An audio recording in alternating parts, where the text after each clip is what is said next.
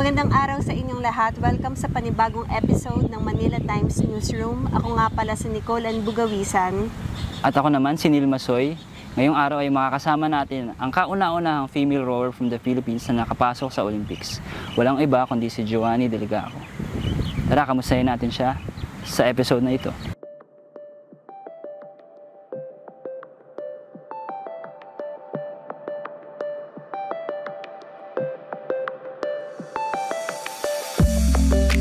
Ayun nga, Joanny, first of all, congratulations sa pagpasok mo sa Paris Olympics bilang kauna-unahang babaeng Filipino rower na makakapasok sa Olympics.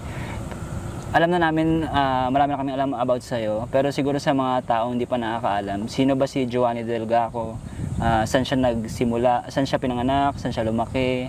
At paano siya napunta sa sport na rowing? Ako po si Joanny Delgado, nanggaling po sa Iriga City, Camarines Sur, sa Bicol Region. Galing po ako sa sport ng volleyball bago po ako nagsimula mag-rowing. Nag-start po akong mag-rowing 17 years old. Ngayon po, 8 years na po ako sa rowing. Sabi mo, ang una mong sport, volleyball, no? So, paano ka napunta sa rowing? Ano yung meron sa rowing na nagustuhan mo at ito na yung pinili mong sport until now? Actually po, yung isang assistant coach po dito sa rowing is taga Bicol po siya. So, naghahanap po siya ng matangkad sa Bicol na babae. So, yun po, nahanap niya po ako nung time na yun na nasa Bicol po ako. Then, yun po, kinausap niya po talaga yung parents ko bago po ako pumunta dito sa Manila. Yun, first time ko po kasi lumuwas ng Manila talaga nung time na yun.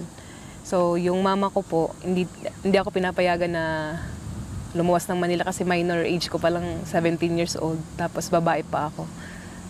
Tapos yun po, sinaman po ako ng papa ko dito na mag-try nga po sa rowing. So, yung nagustuhan ko sa rowing is challenge, grabe po talaga siya, challenge na sport kaysa po sa volleyball na, so yung volleyball po kasi team event marami kayo. Dito sa rowing, sa akin po mag-isa lang sa boat, kaya loner po talaga. Yun po. Can you give us a picture kung paano nag-go about yung day mo? Like, kunyari magti-training ka, anong oras ka gumigising, ganyan? Ano yung routines muna, like stretching or ano ba? Actually po, sa isang araw, 3 beses kami nagti-training. 5 a.m. to 6:30 a.m. Sa land training po kami. Stretching, takbo, nagbe-bench pull po kami, nagbubuhat, nagja-jumpies. Tapos po, after ng first training, second training, 8 a.m., dito po kami sa water training po kami ng 8 a.m. to, minsan po inabot po kami ng 11 pag sobrang haba ng training namin. Then after po nun, mga 12 to 12 lunch, tapos mga 3 p.m. or 4 p.m., training ulit po kami dito sa water. Yun po. Kasi ang nakikita lang lagi sa mainstream is kung paano mag-train ang basketball, ang volleyball, o yung mga mainstream sports. Kayong mga rower, paano ba kayo nagtitrain? Kahit bigyan mo ako ng kahit pahapyaw. May po kasi mga program po yung ginagawa yung foreign coach po namin na galing Uzbekistan. Siya po yung nagbibigay sa amin ng training araw-araw. Iba-iba po kasi yung ginagawa yung program po para sa amin. Depende po kung may competition or wala. Balik lang tayo dun sa South Korea, dun sa qualification mo sa Olympics. You finished 4th, diba? Dun sa final. Nabanggit mo sa isang interview na for the first time in a while, natalo mo yung usual na tumatalo sa'yo.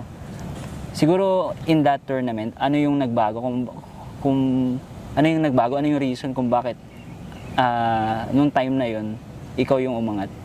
Para sa akin, nag-boost po talaga yung confidence ko nung time na yun. Natalo ko talaga yung Vietnam. Kasi sobrang tagal, 7 years and a half ko siyang hindi talaga natatalo. So yung semis ko po siya nakatapat Yung tatlo pong Japan, Hong Kong, Vietnam, semis ko sila nakalaban bago makapasok ng finals. So yung second race ko, sobrang bigat po talaga kasi tatlo lang po yung kukunin doon bago makapasok ng finals. Tapos 4 po kami doon nagkatapat-tapat na malalakas nga po yung mga nakatapat ko. So nag-worry po talaga ako nung time na yon. Gabi pa lang po hindi talaga ako makatulog hanggang mag-umaga.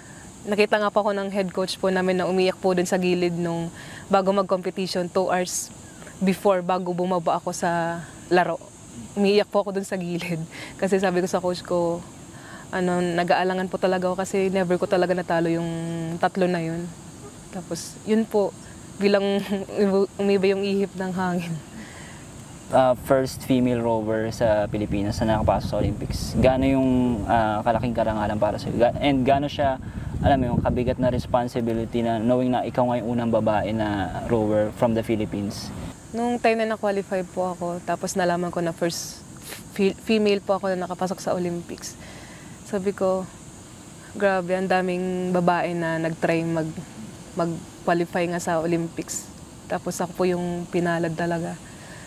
Sobrang talaga po sa akin, blessed talaga nung na-qualify talaga ako nung time na yun sa Korea.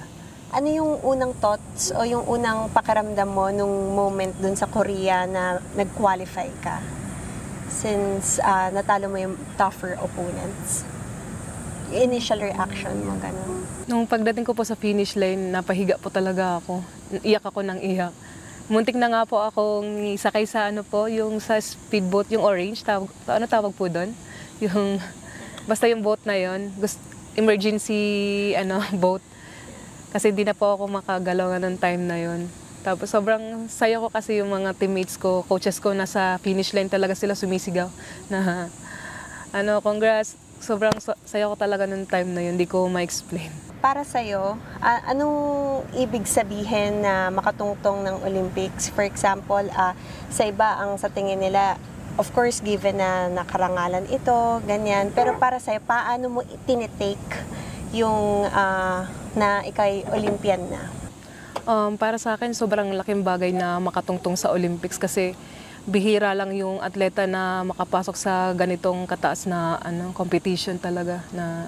Tapos lahat ng atleta talaga, ito talaga yung hinahangad na makapasok sa Olympics talaga. Yun nga nabanggit mo about sa mga past experiences mo and at the same time ngayon na clinch mo na finally yung Olympic spot. Sa tingin mo, since of course 8 years ka na rin nagro-row, ano yung sa tingin mong advantage or kunwari mentality na meron ka para sa paparating na Olympics na alam mong ito yung lamang ko compared sa kanila?